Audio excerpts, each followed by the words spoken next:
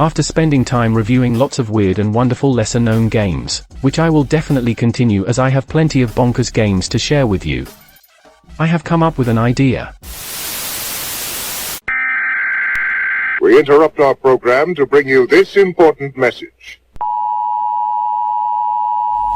I am going to attempt to make my own game. Ambitious, right? Yep, very. However, there are a few ways I can do it without being an experienced programmer, which I am absolutely not. Number 1. Mugen. Mugen is a freeware 2D fighting game engine designed by Elecbyte. Content is created by its large community, and thousands of fighters, both original and from popular fiction, have been created.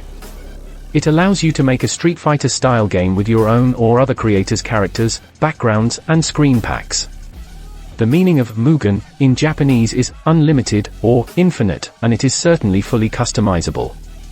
I do have some experience with this game creator, as I made a version of the game with my sons.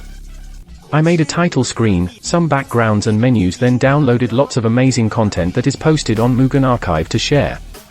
I haven't attempted to make a character myself yet though. It could be a strong contender for realizing my plan. I could animate sprites using the free source picture editor, GIMP. Programming the moves and hitboxes will have a stiff learning curve, but its creator community is very encouraging, and there are plenty of tutorials online. Number 2. OpenBOR, or Beats of Rage, is a royalty-free fan-made tribute game to Sega's Streets of Rage series. It is a sprite-based side-scrolling gaming engine. From humble beginnings in 2004, it has since grown into the most versatile, easy-to-use, and powerful engine of its type you will find anywhere. OpenBOR is optimized for side-scrolling beat-em-up style games like Double Dragon, Streets of Rage, Final Fight, but easily accommodates any sort of gameplay style and feature set you can imagine. It will need lots of work if I choose this route. There are less tutorials and bigger, more complex backgrounds, plus lots more characters to create. Number 3.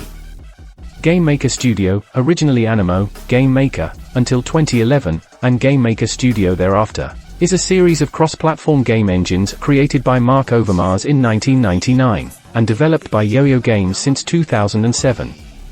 The latest iteration of Game Maker was released in 2022. Game Maker accommodates the creation of cross-platform and multi-genre video games using a custom, drag-and-drop visual programming language or a scripting language known as Game Maker Language, which can be used to develop more advanced games that could not be created just by using the visual programming features. Game Maker was originally designed to allow novice computer programmers to be able to make computer games, without much programming knowledge. Recent versions of the software also focus on appealing to advanced developers. It would be the way to go if I am thinking about an 8-bit style platformer or role-playing game. To be honest though, it might be way more than I could handle right now, even though it is clearly awesome. So, let's finish this first video in the journey with a concept to work from. Now, bear with me.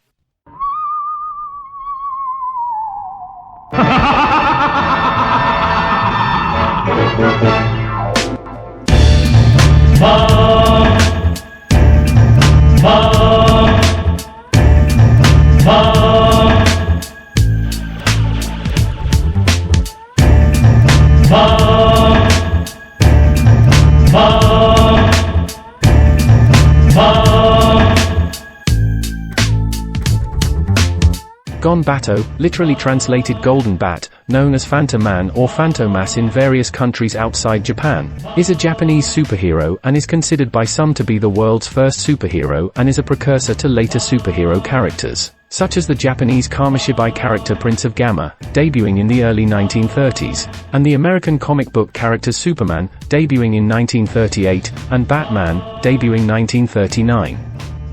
Gonbat was created by 16-year-old Tokyo Nagamatsu and 25-year-old Suzuki Ichiro in 1931, and was named after the Golden Bat cigarette brand. The two were inspired by drawings of mythological characters in Tokyo's Ueno Royal Museum, to create a new hero based on science rather than mythology. The character debuted in a kamishibai or paper play, which is a form of Japanese street theater and storytelling that was popular during the Great Depression of the 1930s and the post-war period in Japan, until the advent of television during the mid-20th century. Kamishibai were performed by a Kamishibai narrator, who traveled to street corners with sets of illustrated boards that they placed in a miniature stage-like device, and narrated the story by changing each image.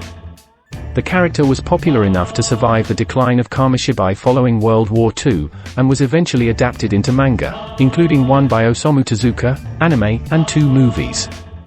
1950s Gone Bat, The Skyscraper Villain, and 1966 Golden Bat. Gone Bat is a being from ancient Atlantis who was sent forward in time 10,000 years to battle evil forces threatening the present day. He has a golden skull-shaped head, wears a green and white swashbuckler outfit with a high-collared red cape, and carries a rapier. He has a distinctive, almost evil-sounding laugh. He lives in a fortress in the Japanese mountains. His superpowers include superhuman strength, invulnerability, and the ability to fly. Gone Bat has an evil counterpart known as Kuriyami Bat or Dark Bat. His main enemy is Dr. Eric Naz, the leader of a crime syndicate bent on world domination, who wears a black costume and mask with bat-like ears. Although this character is clearly significant and very culturally important to the superhero genre, he has no video game. Not that I can find. Not even in Japan. His universe is rich and interesting. He deserves a game of his own. So, there you go. That's the mission. I will keep you updated at every turn. Wish me luck. If you enjoyed this video or have any advice, please leave a comment. Please like and subscribe, and I will see you soon.